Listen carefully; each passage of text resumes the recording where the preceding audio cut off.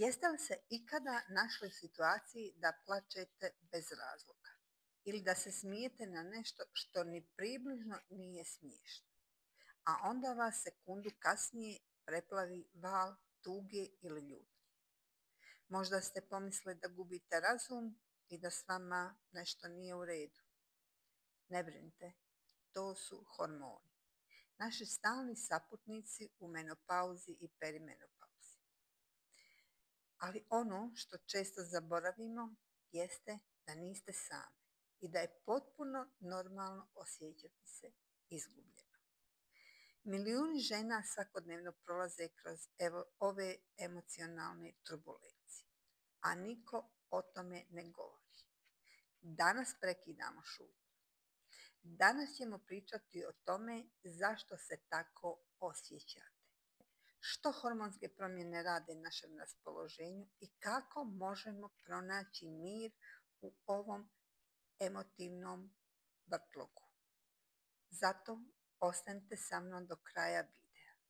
I važno je da znate, niste same i vaše emocije su potpuno validne.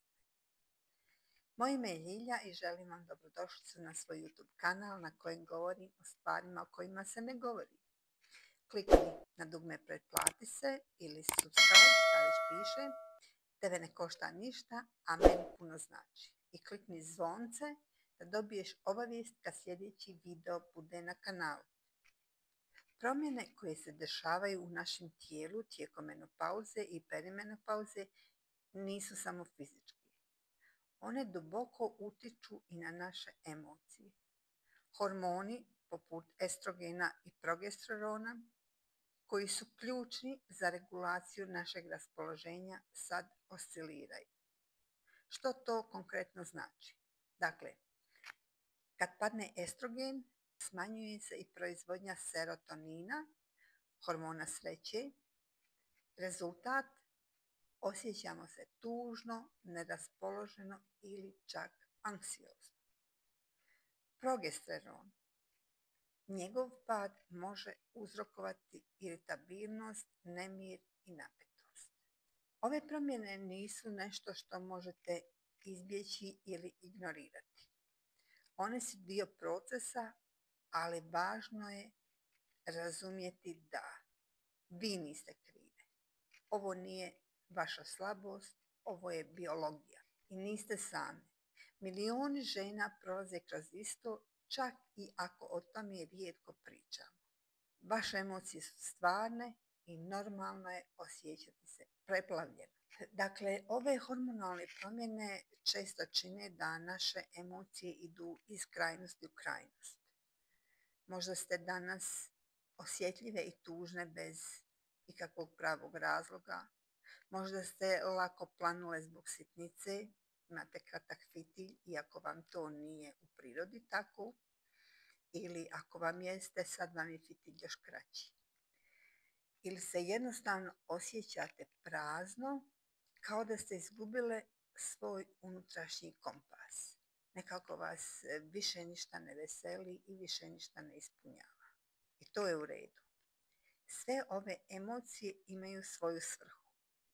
One nas podsjećaju da je vrijeme da zastanemo i posvetimo pažnju sebi. Vrijeme da vratimo sebe k sebi. Možete pokušati nekoliko stvari. Kad se osjećate tužno, nemojte se boriti protiv toga osjećaja. Dopustite sebi da ga osjetite. Možda je upravo to ono što vam treba. Možda malo suza da biste otpustile napetost. Znate ono kad se dobro isplačete pa se poslije osjećate ko da vam je neko skinuo 100 kila sa grbače. Kad doživite ili kad vas iznenadi onako val smijeha kojeg ne možete kontrolirati, pa dobro, šta ima veze, uživajte u smijehu. Smijeh liječi i vraća nas u sadašnji trenutak. Slobodno se smijte. Koga briga šta će tko misliti? Ako misle da smo lude, pa nek misle. Na volju im. Kad osjetite ljutnju, tada se zapitajte. Što mi ovo pokušava reći? Zašto sam ljuta? Da li trebam postaviti granice ili trebam uzeti više vremena za sebe? Hormoni jesu krivci, ali mi imamo moć da se kroz ovaj proces nosimo sa sviješću i suosjećanjem prema sebi. Imamo moć da sebe vodimo kroz ovaj proces, čak i kad nemamo nikakvu emotivnu podršku ili razumijevanje. Sad ću s vama podijeliti nekoliko jednostavnih strategija koje vam mogu pomoći da pronađete mir u ovom emotivnom vrtlogu. Tehnike disanja. Ovo sam već u par videa govorila, ali zaista je nešto što vas u trenutku može osloboditi napetosti i vratiti vas u normalno stanje, da kažem tako. Dakle, udahnite kroz nos, brojeći do 4. Zadržite dah, također brojeći do 4. Izdahnite kroz usta, polako brojeći do 6.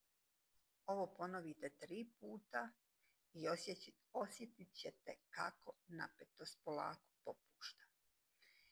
Sad, ovo u početku kad radite, to onako zna malo i potrajati. Međutim, kad ovo konstantno radite, vježbate, to vam je ono u času i kad to dobro utrenirate, onda kad osjetite tako tu emocionalnu napetost ili biste se rasplakali bez ikakvog razloga ili imate želju da ubijete nekoga, pogotovo to nije zgodno ako ste na poslu ili na nekom sastanku ili nešto takvo, a nije ni u obitelji poželjno baš da naše emocije idu gore dolje. Kad ovo dovoljno utrenirate, onda to ide u sekundi, onako minutu. Dovoljno je minuta da se, da kažem, restartirate i vratite se na normalno. Zato trenirajte. Vođenje dnevnika emocija.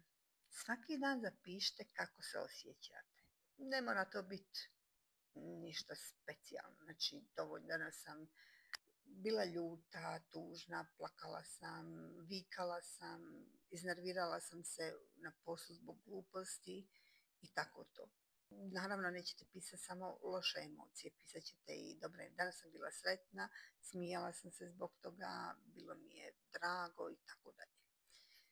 Pitanja koja vam na tom putu mogu pomoći su: što me danas najviše obradovalo? Što mi je bilo teško?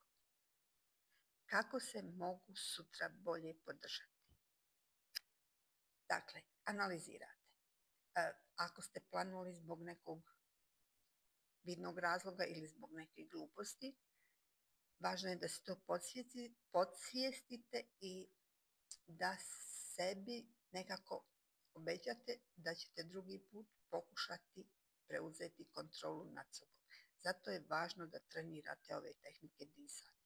Pisanje vam pomaže i da osvijestite te svoje emocije, jer mi onako idemo kroz dan i jurimo i na kraju dana nemamo pojma ni gdje smo bili, ni šta smo radile, ni šta se dogodilo.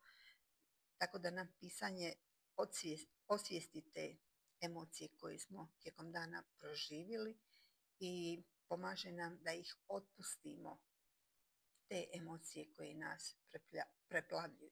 Poznato je da kad nešto kažeš, to gubi veliki dio svoje snage, a papir na sreću trpi svašta.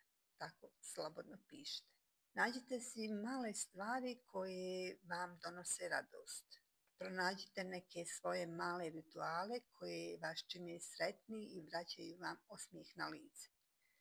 Šetnja prirodom, razgovor s prijateljicom, šoljica čaja u tišini, dobra knjiga, dobar film, zašto ne, bilo šta, čašica vina, bilo šta što vas opušta i čini vas sretnom. I podsjetite se da je u redu odvojiti vrijeme za sebe. To nije sebično, to je nužno za naše duhovno i mentalno zdravlje. Hajde sad da napravimo kratku vježbu smirenja koja će vam pomoći da se povežete sa sobom. Zatvorite oči Sjednite udobno. Ako sad niste u prilici, nema veze, vratite se kasnije na ovaj video, ali molim vas pokušajte odraditi ovu vježbu. Znači sjedite mirno na neku stolicu, neko mirno mjesto, noge stavite napod, ravno jednu pored druge, ruke stavite u krilo, opustite ramena, zatvorite oči, udahnite duboko i izdahnite. Stavite ruku na srce i recite sebi: sve što osjećam je u redu. Ovo je moje tijelo i moj proces. Ja sam sigurna. Nastavite disati duboko i sa svakim udahom zamislite kako ulazi mir. Sa svakim izdahom otpustite stres i napetost. Recite sebi: dajem sebi dozvolu da osjećam. Dajem sebi dozvolu da budem ono što jesam. Polako, kad budete spremne, otvorite oči.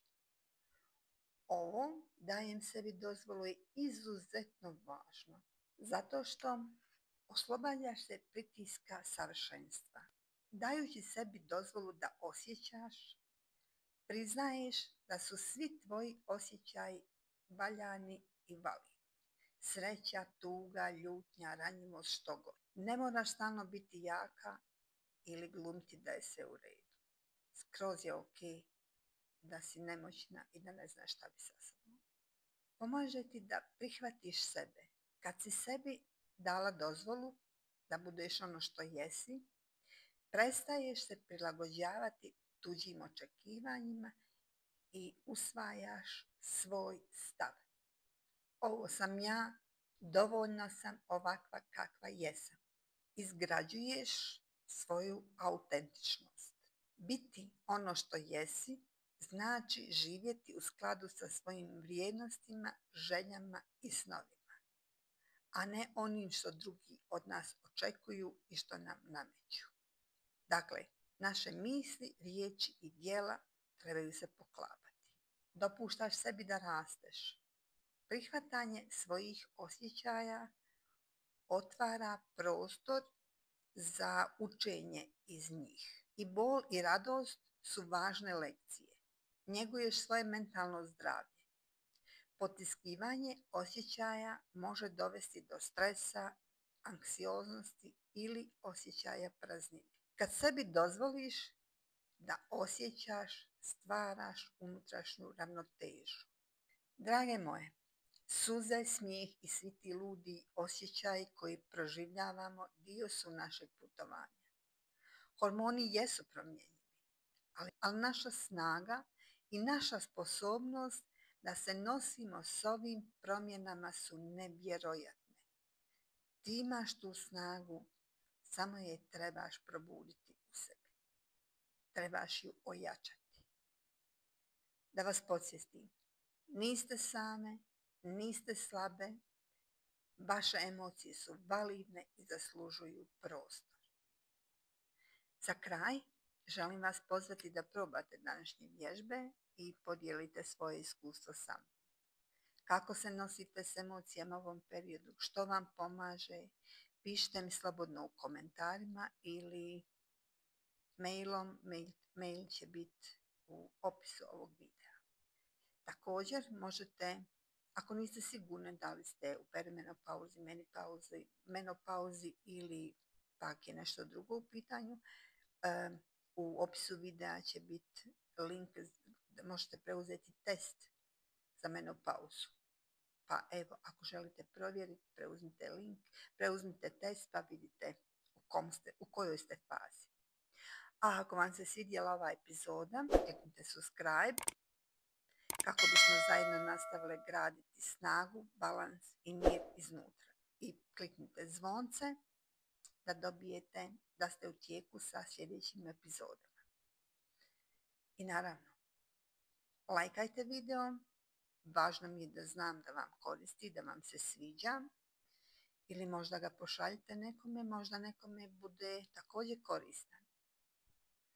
Hvala vam što ste danas bile sa mnom i zapamtite, Svaka emocija dio je vas, a vi ste snažniji nego što mislite.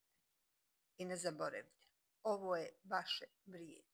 Do sljedećeg slušanja ostajte mi dobro. Ljubim vas puno. Bye bye.